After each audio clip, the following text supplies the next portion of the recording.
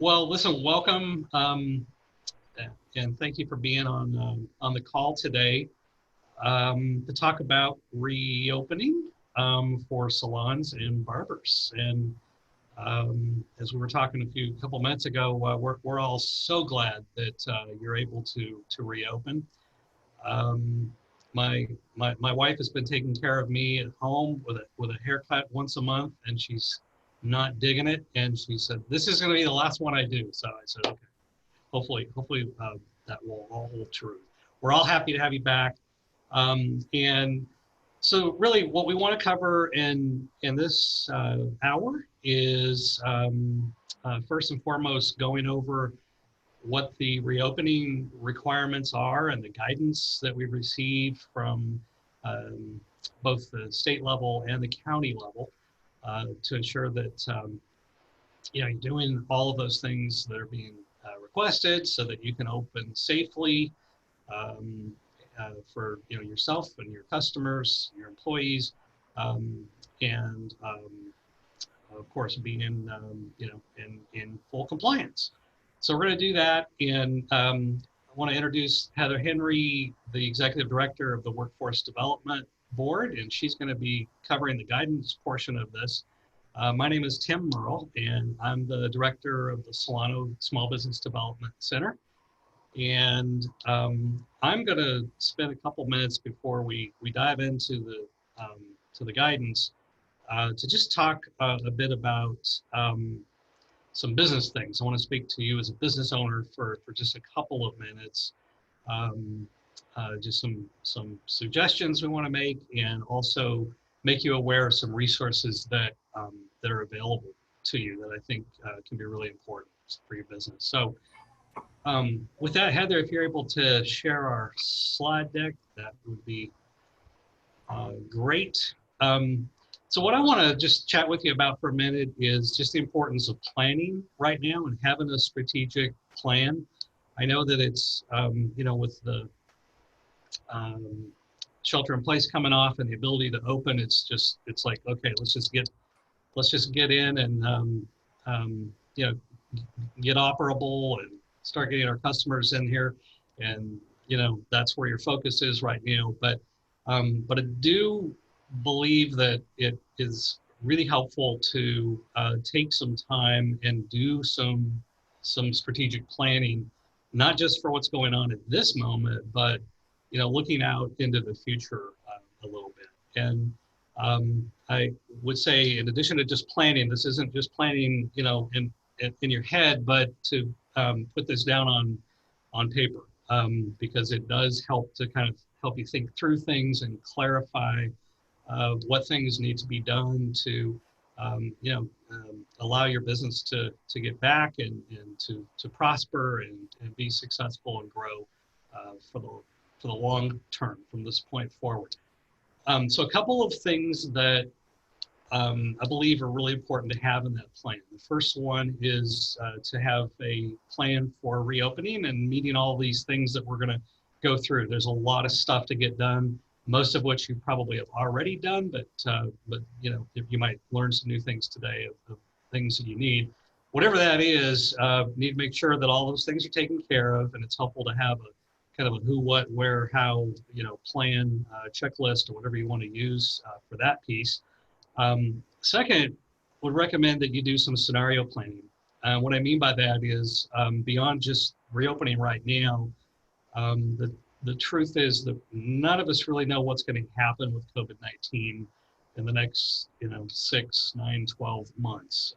We hope that we've seen the worst of this and that we won't have any further shelter in place restrictions, but who knows, right? It's possible that this could reemerge, and it would be a really good idea to have a plan in place ahead of that type of event happening again, so that this time around what to expect.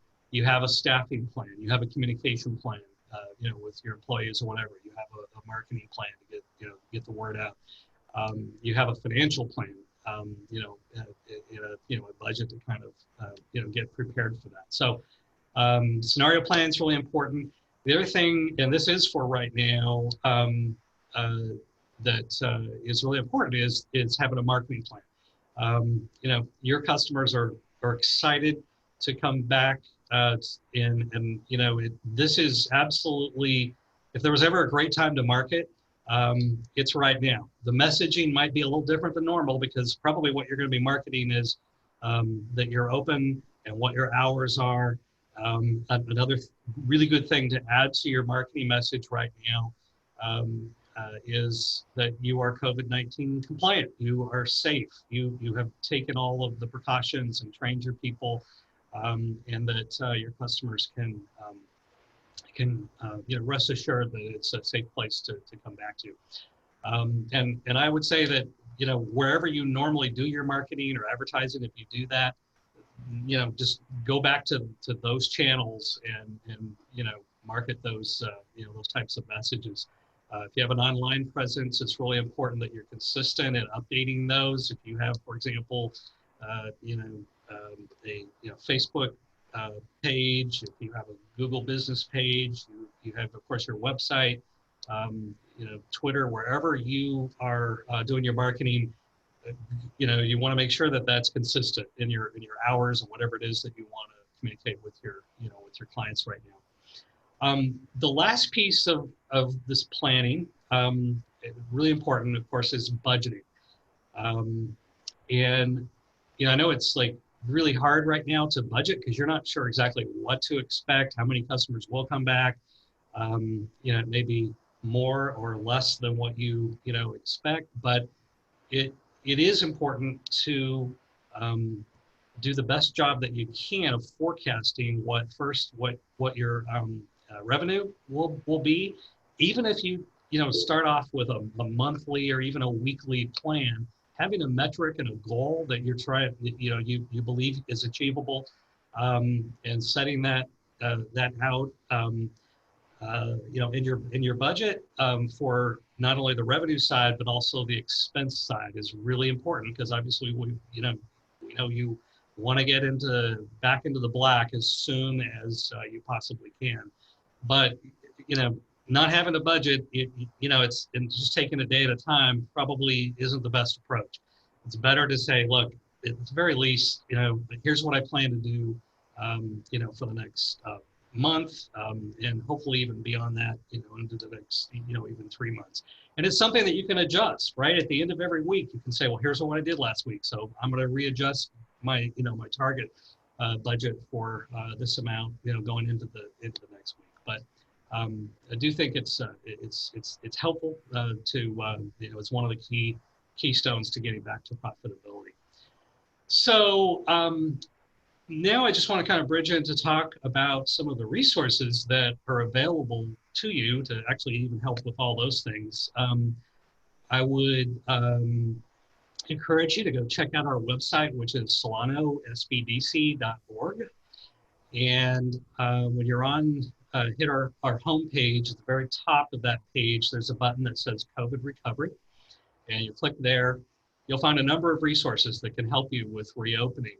One of those things is an action plan template. And basically what that is a Word document that is kind of a framework for planning those components that I just went over. You can plan and write this stuff down on a blank sheet of paper if you want, whatever works for you. But there is this template that you can use for for creating your plan that you may find helpful.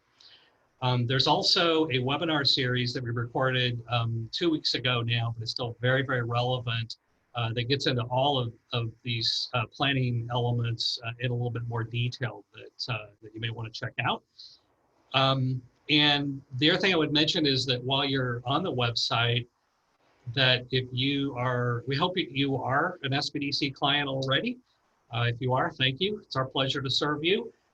If you're not an SBDC client, I hope you will consider becoming one.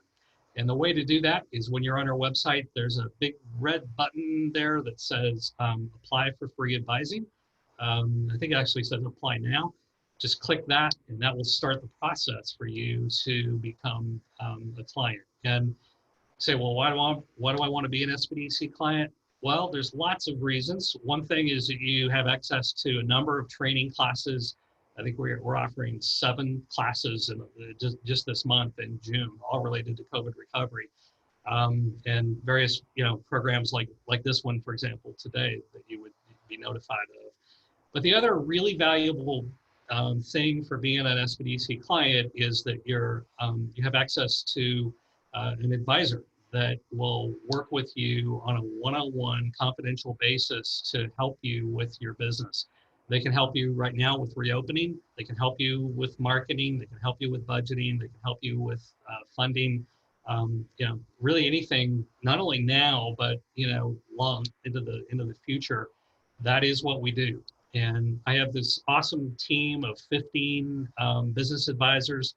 All of them have extensive business experience and various specialties, and we match you up with whatever type of business you are, whatever your needs are, with the right advisor. And the best thing about all of this is that doesn't cost you a penny.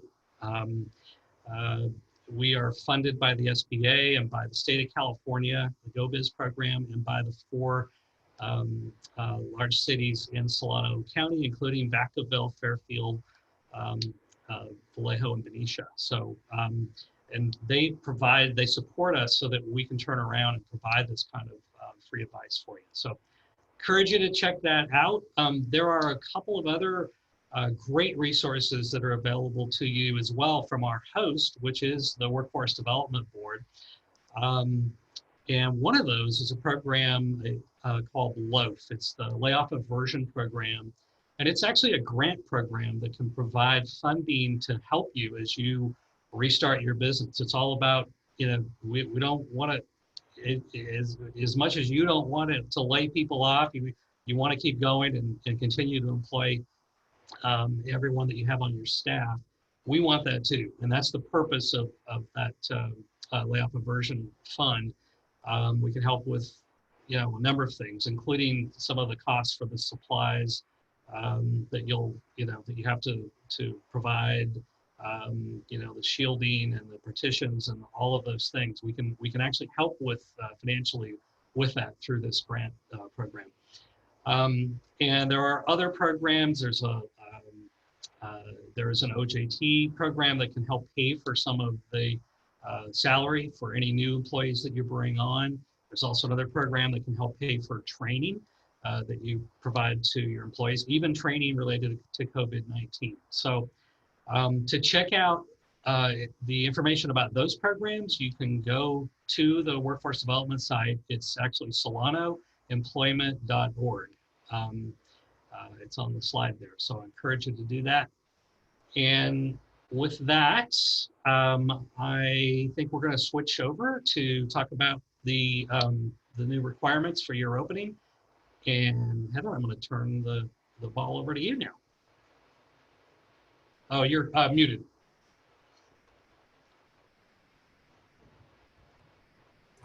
Yes, my computer just reminded me of that. Thank you.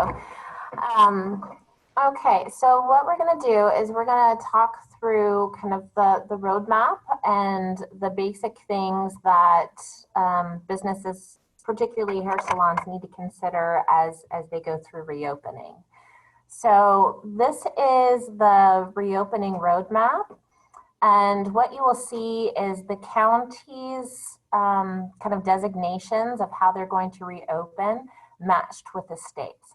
So the county came out on May 7th with their first reopening guidance, organizing it into low risk, medium risk, and high risk.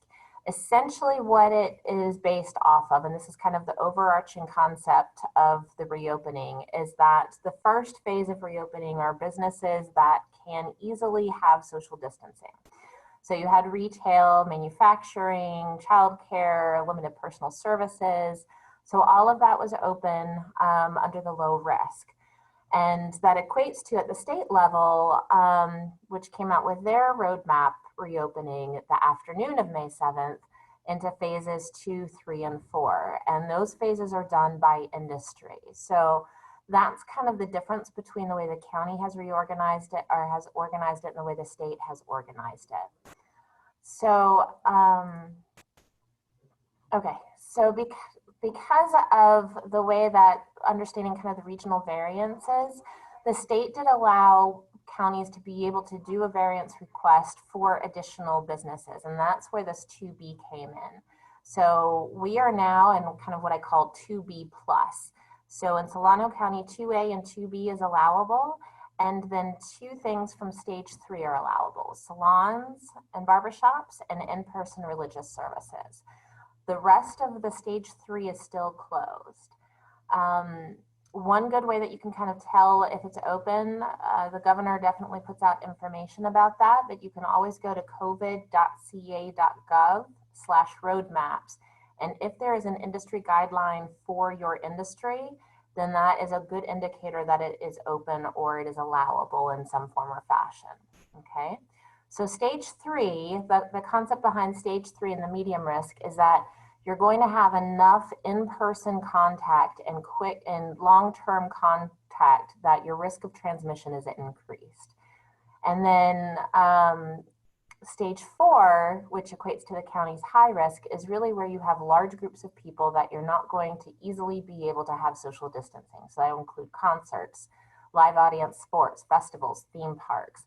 So that is going to be the last phase. We are now currently slowly opening up stage 3. So we're kind of in a place where some things are open and some things aren't. But I do know that our chambers are really good about getting that information out quickly. So make sure that you stay connected to your chambers on that, as well as the local economic development organizations. Okay. All right. So what does this mean for you? So activities that can resume right now are things like haircuts, hair colorings, blowouts, weaves, extensions, braidings, and the things that I'm not sure the technical of is lock maintenance, wig maintenance, hair relaxing treatments. And these are all things I'm sure that you guys are very familiar with.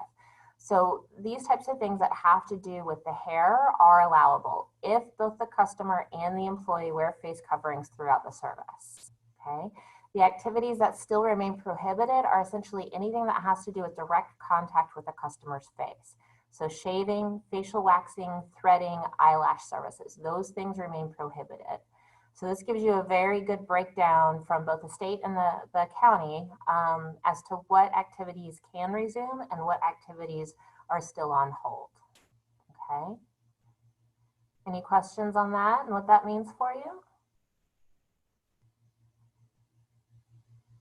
Okay, so then Solano's reopening requirements are organized into really 4 major categories: signage, employee considerations, social distancing, reduced contact measures, and facility sanitation. As it relates, I did get a question in the chat, as it relates to nail salons, it is my understanding that those are not open at this point. This guidance currently is only focused on hair salons and barbershops, so there isn't anything out there currently around nail salons.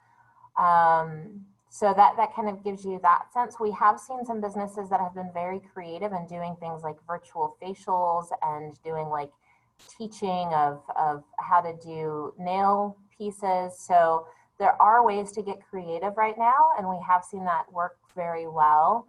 But at this point, there is no guidance on nail salons, okay? So the other piece, you're welcome. So the state organizes their requirements into 5 categories, but the content for both the state's 5 categories and Solano's 4 categories are the same. So if you are following these pieces, you will be covering all of the pieces from the state as well. So what we're going to do is we're going to go through each of these in a little more detail and look specifically at what that means for salons. Okay. All right. So the first category is signage. There are kind of 2 groupings of signage, public signage and employee signage. For public signage, posted at your public entrance, there are a couple of things that you have to post. For nail salons, it is the written plan for social distancing is what it's called. So for the dine-in restaurants and the hair salons, the last two to open up in Solano County has done it a little bit differently than in other industries. And they are asking that businesses pull down the checklist from the state for that industry and to follow that checklist and to go through that checklist. And then Solano County has essentially like a cover page for that that lists a couple more pieces. In other industries, you're to post that social distancing protocol on your public entrance, but because it's just such a volume of it, this right here that says we're ready to reopen responsibly is the written plan, is the written notice that is supposed to be posted at the public entrance. And it essentially says we've done all of the worksite plan. You do have to make those available to the public upon request. So if the public comes in and says, I'd like to see your worksite plan, you must make that available. And then it also has the contact of the person to go to for any COVID questions. Now, what you'll see in the chat is that in the chat are a number of these documents that you can use as reference. So this PowerPoint is in the chat and you can download that and keep that. Also, the state's guidelines for salons is in the chat. The latest county order from the 26th is in there, and it has the cover page for salons and the links to different pieces of it. And then the fourth thing that's in the chat is this, we're ready to reopen responsibly. So you can just print that, download it, and use it, okay? The other thing that's supposed to be posted at your public entrance is COVID-19 guidance for employees and customers. If you see this flyer behind the Reopen Responsibly, this is a flyer from the CDC, and it includes all of the guidance pieces that the county and the state are looking for. Stay 6 feet apart, use what the county calls respiratory etiquette and cover your cough or sneeze, don't touch your hand and mouth, clean things frequently, wash your hands with soap. All of those are what is being outlined by the state and the county. So my suggestion to you is don't reinvent the wheel. You have on this slide, you can download it and use these links. The CDC has a number of print resources that you can just pick the one that you like the best and print it and post it. Solano County also has some print resources, and you have a specific link to that Reopen Responsibly flyer. And then the last one is signs.com. They make business signs, but during COVID, they have created probably about 50 different signs that businesses may use, and they are all free. So you can just go to that site and you can print them and you can post them, and they have anything from wear a mask to we're doing curbside to we're reopen. So there's a variety of signs there that you can just take advantage of and print and post. Okay. And then the last thing that they want you to post at your public entrance is whatever your social distancing markings that you have on site, putting something up to direct customers to use those social distance markings. So those are the three things that the county has asked that the county put in their order around public signage. All right. The second category is for employee signage. So your written plan for social distancing is supposed to be sent to all of your staff. Now, in a salon, you may have contractors that are renting a booth, and they're supposed to get that as well. So that's one piece of it, so that they know what all of those protocols are. Okay.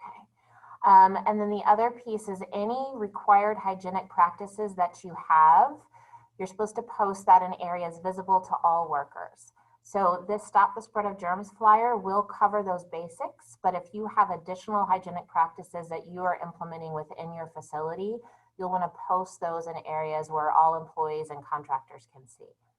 Okay. The other thing from an employee signage is that if you have employees, then the Families First Act will apply to you. So what the Families First Act says is that all employees are entitled to 80 hours of paid COVID leave.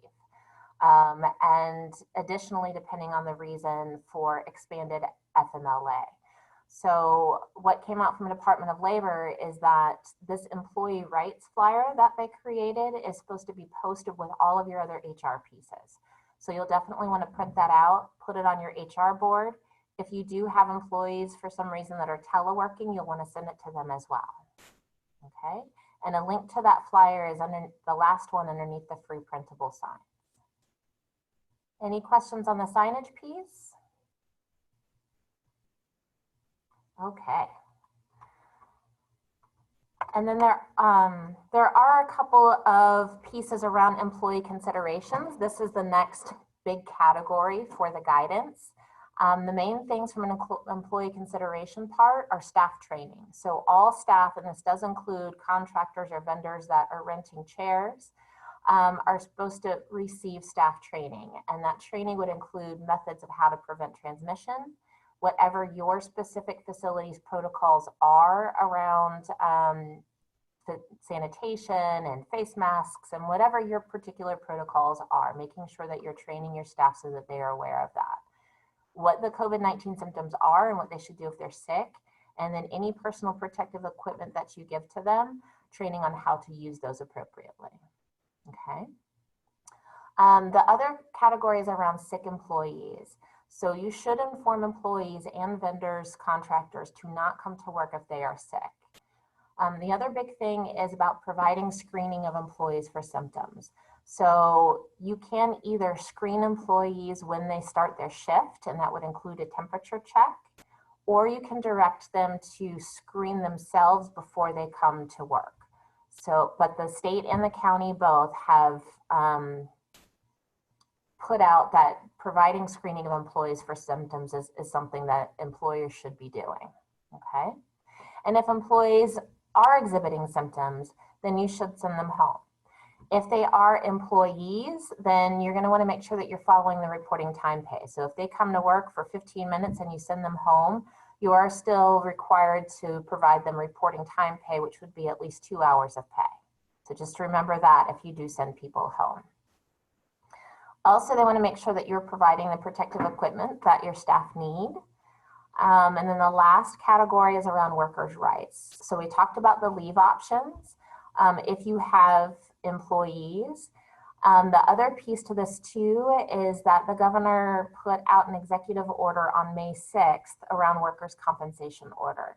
And what that order states is that because we are still in shelter in place and people are still only supposed to go to certain essential activities or ones that are allowable, it is assumed that if an employee gets sick and a diagnosed COVID illness, and they have been at work in the past 14 days, it is assumed that they got COVID on the job. That means that if they get COVID and they've been to work in the past 14 days, they are eligible under your workers' compensation. Okay, so that's definitely something to pay attention to if you have employees. Talk to your workers' comp insurance, make sure that you have those pieces in order, okay? And then the last piece around employee considerations is to identify a COVID supervisor to ensure that these protocols are met. This supervisor must be on site at all times. So if you are only open like 8 to 5, then maybe it's you or one person that's that COVID-19 supervisor. If you have multiple shifts, you're going to want to identify multiple supervisors to ensure that those protocols are met. And it doesn't have to be a new employee. It just has to be somebody that's taking on that responsibility of ensuring that your social distancing protocols are being adhered to. Okay. Any questions on the employee consideration piece? Okay, there's a lot of pieces. So make sure that anything that may cause you liability that you're paying attention to and know how to handle that as part of your scenario planning, as Tim discussed. Okay. All right. So there is some specific salon employee guidance by the state. One is the things that you would normally use gloves for, like chemical hair services, you should still use disposable gloves for those services. They just want to remind everybody that wearing gloves does not take the place of washing hands, okay? If you're doing hair cutting or other close contact hair services, workers and customers must use face coverings. And then particularly because you're cutting hair, you can encourage them to wear the face coverings with the ear loops where possible so that you're not interfering with the hair service. So that's just something to kind of consider. You can also look at using glasses or goggles or face shields in addition to that face covering or that face mask, depending on what that service is. The other thing to think about is that if, say, for example, all of your employees or vendors or contractors are taking turns answering the phones, you want to avoid sharing phones or laptops or work supplies wherever possible. So think about that part of it. Do you have, maybe you can identify one person that's going to be answering the phone per shift, or if you are going to be sharing those equipment pieces, then you're going to want to make sure that you disinfect them after every use. Okay, so that's just something to consider. And then again, it just really reiterates that independent contractors and temporary workers must also be trained in these pieces and have those pieces as well. All right. Okay, and feel free to stop us if you have any questions.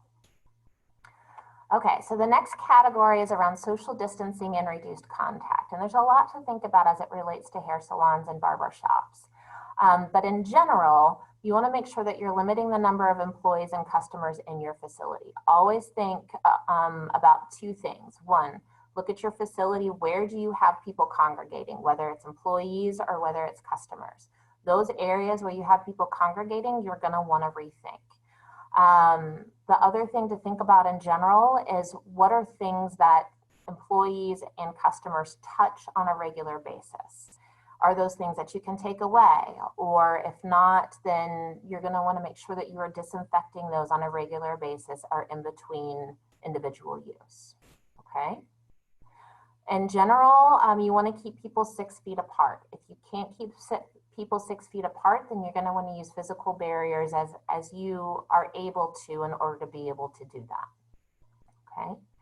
Another thing just in general is to eliminate customer self-service items. So say you have lollipops for kids after the hair salons or after the hair cutting, you're going to want to take that away. Anything that customers are going to be doing themselves, you want to pull those away for right now. Okay. And then as much as possible, use contactless payment systems. You want to reduce the use of cash as much as possible, and you want to reduce the use of passing a credit card or something like that as much as possible. So those are just kind of the general overview pieces. There are some considerations specifically for hair salons. All right. So a couple of things to think about. Contact customers before they visit to confirm their appointments. And at this point, you can ask them if they're exhibiting any symptoms or if they've been sick or if they've been exposed to someone who is sick. Because this industry relies on close contact and close physical interaction with other people, you're going to want to be more cautious than in a store where the only interaction you have is at the cash register. So these are the types of things you want to pay attention to. If the customer does say that they are sick or they've been experiencing symptoms, then you're going to want to reschedule them until that incubation period is done 10 to 14 days in the future. Okay. You should also request customers to bring and use face coverings during their visit, because remember, both the worker and the customer needs to have face coverings. You can, if you want to go a step above and have face coverings on hand just in case, but that could be another thing that you could do when you confirm your appointment, is to just remind them to come with their face coverings. Another thing is maybe have them come with their hair freshly washed so that you aren't doing that washing on site. In general, you want to try and minimize the time that somebody is there, because we know that transmission is about increased frequency and increased length of time. So those are the things that you want to try and reduce. Okay. You should also ask the customers not to bring their kids or others with them, because that's then going to create more people hanging out in your lobby area. You might also want to, you should also consider staggering appointments so that you don't have people maybe in every single chair that's in your facility. Also, you don't want one worker that's seeing multiple customers at once. Perhaps you're normally doing one person's getting the hair dryer and one person's receiving a haircut and one person's in this phase. Customers or services should be rendered one customer at a time, is the guidance that is out there. Okay. The other thing is you may want to break up time in between the customers coming in and your customer reservations or appointments so that you can have more time to clean in between those, because there are more requirements. They do want you to suspend walk-in appointment availability. So these are all things to think about when you do that reopening strategic planning and how to kind of plan for all of these different pieces. Okay. All right. Any questions on this part? Okay, as it relates to reduced contact, there's a lot of things that they want to make sure that you are reducing contact on. You're going to want to clean and disinfect everything that is going to be touching a customer is essentially what it is. The chairs, the headrests, the shampoo bowls, essentially anything a customer is going to be touching, you're going to want to make sure that you clean and disinfect so that you aren't creating that spread. They do suggest considering adding like a paper cover or a sheet or a towel that you can use in the chairs in between people. Anything that you use single item, and I know this is common to already do this, but it's just a reminder, the wax collars, the cotton, the neck strips, all of those should only be used once and thrown away. Okay. The other thing that it talks about is that when in your lobby, maybe you have magazines of hairstyles, or maybe you have samples, product samples of your hair products. Those are things that you're going to want to put away for right now. Again, remember, those are self-service items for customers, and you want to reduce that transmission as much as you can. So those product samples, the magazines, anything that you have that are out there for customers to use, you're going to want to remove them. Okay. If you use linens, make sure that you put them in a closed container and don't use them again until they're laundered. They do put out some specific information about the temperature that's going to, and the length of time and the types of chemicals that are going to make sure that it disinfects those linens. If you have a vendor that cleans your linens for you, you could ask them if they're COVID-19 compliant as far as their cleaning pieces. Okay. When you are touching dirty linens, you're going to want to make sure that you use gloves for that. All right. Any questions on this piece? What we found in every single industry is that we have to rethink how we do things. It's about how close people are and how much things people touch. And so all of these really come back to those two things. And if you're constantly thinking about what do people constantly touch and where do I have people congregating, then you're going to be able to cover a lot of these pieces. Okay. All right. So then the last category is really around facility sanitation. If you have not been open, prior to reopening, they do want you to do a full sanitation. The county does look to the CDC for that, and the CDC put out a really easy to use tool around reopening disinfection. So again, you can download this PowerPoint from the chat and you can click on that. It is as easy and as user-friendly as a disinfection tool can be. And it will give you everything that you need. Also, routinely clean and sanitize. So once you do open up, you're going to want to make sure that you are cleaning and sanitizing. And this is going to have to be something that becomes part of your business operations. You want to focus on things that are high contact objects and common areas. Again, where people are touching things a lot and where people are congregating. And you want to sanitize between each use of those high contact equipments. You may want to consider assigning cleaning tasks to employees or to contractors. A strong suggestion is to develop a cleaning schedule. I know in our facility, we weren't used to doing high sanitation, and we had to build that into our schedule. We had to build that into our budget. We had to build that into our operations. And so that's really what you're going to need to do from a facility sanitation standpoint. And then the last piece of this is to provide sanitation options for your customers. So make sure that you have hand sanitizer or disinfecting wipes wherever you are going to have high touch objects or high common areas. So definitely put one by your register, maybe by the entrance, by wherever you have your high touch interactions. put out sanitation options for customers so that they can use that themselves should they choose. Okay. And then because in a salon, there's a lot of equipment that you use, there is more disinfecting and cleaning that you need to do. So you already kind of clean and disinfect shears, but they want to make sure that you're doing it with a disinfectant that's going to be able to kill any COVID-19 bacteria. So there's a little more information in that industry guidance on what types of chemicals, as well as on that CDC sanitation tool. Same thing with any non-electrical tools. A lot of times you're already going to immerse your combs and your brushes. Just double check all of those things, make sure that you are cleaning disinfecting those, and that you are using a disinfectant that will kill COVID-19. Okay. Also, any product display areas that you may have. Again, it talks about removing any test products because you don't want to increase that contamination. Also, your workstations, making sure pretty much that everything that multiple people are going to be touching or that you use on a regular basis, that you're routinely and frequently cleaning. Does that make sense?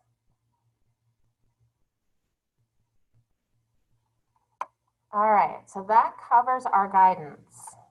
What we're going to do at this point, if I can stop the sharing, is open it up for questions. Any questions you have around how this works or what you should be doing, what the guidance looks like.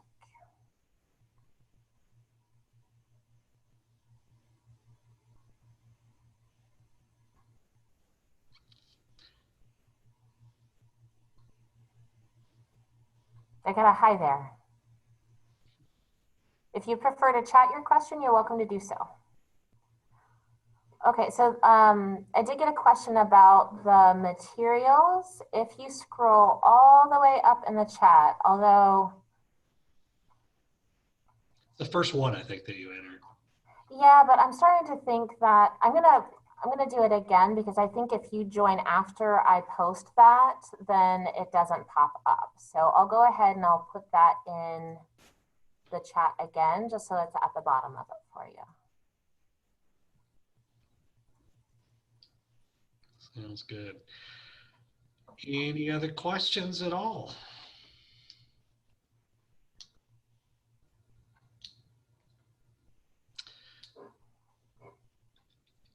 So if you do run into questions down the road after this, when you're in the middle of this, feel free. The questions that may have not have come to mind on right now, feel free to give us a call at the SBDC. I put the number in there. It's 707-646-1071. You can call us anytime. Actually, you can call us about anything related to your business, but for right now, focus, of course, is on reopening. Okay. Becky, I know that you're on. Oh, Becky was on. So I just want to, you're welcome. So okay, so I put in the business reopening salon for the person that requested it. I just want to reiterate that your chambers are really great resources for information right now, and almost everything that SBDC and WDB have been doing has been going through those channels as well. So go to the places you trust for information and you will find us. Absolutely. Great. Well, if there's nothing else, we're here for you. Thanks very much for the time. We wish you all the best. Get those customers back in the door and take great care of them as you always have. And we hope to come and frequent your doors ourselves here very soon. Thanks so much. Thank you.